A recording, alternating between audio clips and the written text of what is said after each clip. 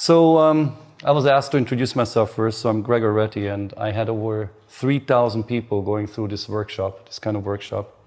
I did Burning Man, Ozora, Lucidity festivals, some universities, and I also wrote a 300-page book, which was lovely, and by a Chicago blogger. Was called, it's like Eckhart Tolle on Viagra, which was very funny.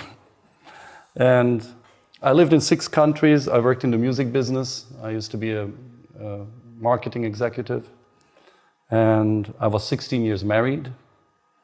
And I also met my soulmate independently. It was not my wife. And I had many transcendental experiences, which are written in the book. So, talking about sex and ego death, and many people asking, like, what does sex have to do with ego death? So, sex is one of the 9 reasons for reincarnation, and the other 8 do not matter. Says Henry Miller, and it's not from me. And the ego death is basically, I define the ego as the counterpolarity of our soul. And we have, with the ego, is usually what is associated with it, the strongest power which the ego has is fear, and it imposes fear on us.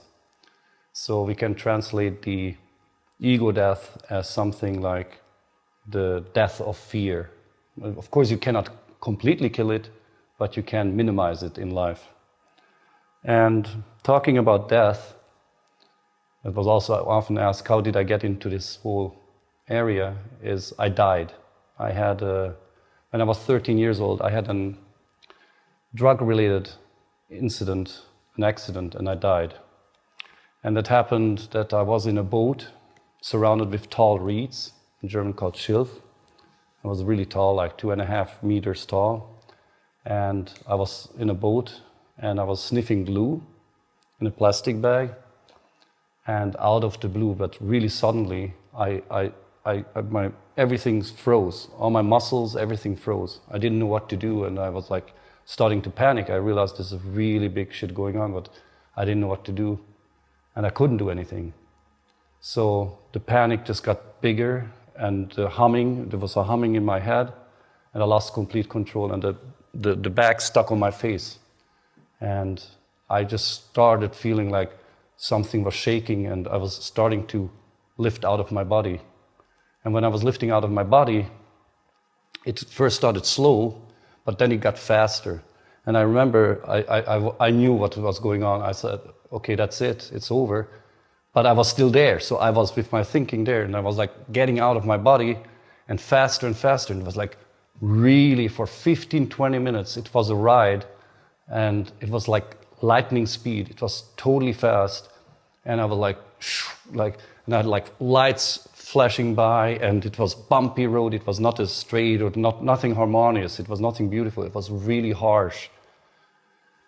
And I'm in this huge panic, and after 15-20 minutes, I arrive at a place. It was a plain. It was like a big, endless, beautiful place. It was like white. It was warm. It was accepting. It was full of love. It was like pure euphoria, like the best drug you ever had times 10. It was so amazing.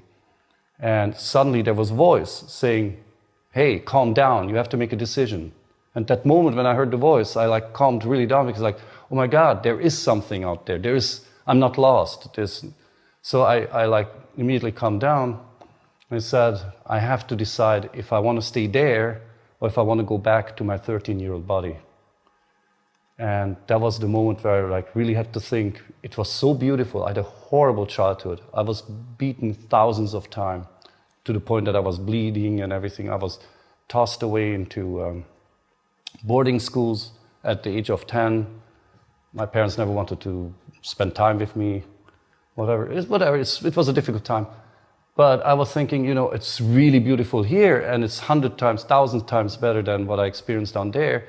But there's this body which is 13 years old, and it took so much energy to put together. And I felt like, man, this is really interesting. I really want to go back to the body because I have a whole life ahead of me. And here, I inevitably come back. I cannot change it. That body will expire and I will be back here anyhow. So I thought that, and then I was communicating. I said, I made the decision. I want to go back to this body. And then it asked me, are you really sure about it? It was so cool. It really double confirmed with me. Are you really sure about it? I said, yes, because it's 13-year-old body. Soon it's going to be independent. So very logically, I argued, and I'm going to be here. We're going to meet inevitably. We're going to meet again. And that's when that energy said, cool decision. I would have to pick the same. I was like, my God, I got a compliment. And it's a good decision. Cool. And then I wanted to negotiate. I was like, you know what? Please leave me for another 5 minutes here so I can suck up this energy. No way, Jose.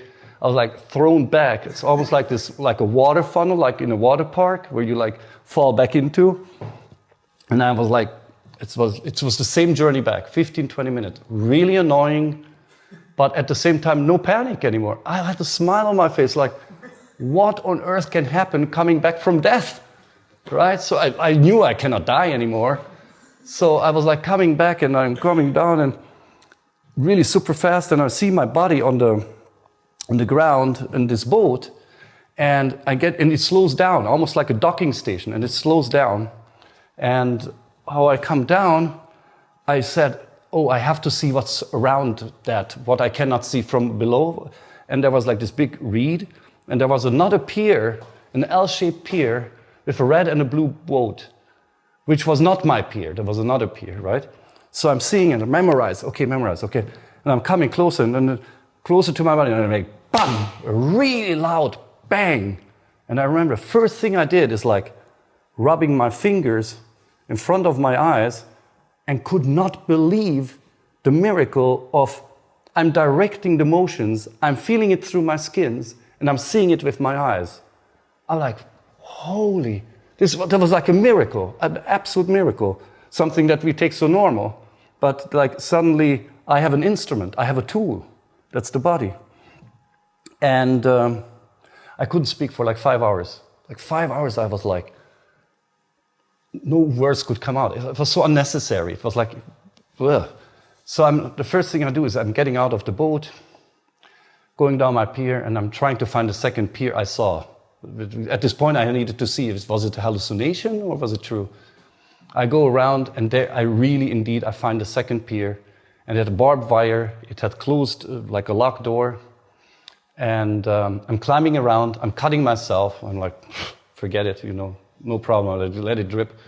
And I'm going down the pier.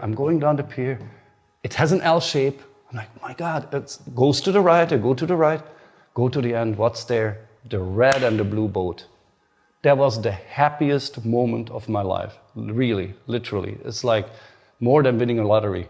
Because at that point, nobody could take away what I experienced. Nobody can argue, or scientists cannot tell me it was only because of this and this in my brain.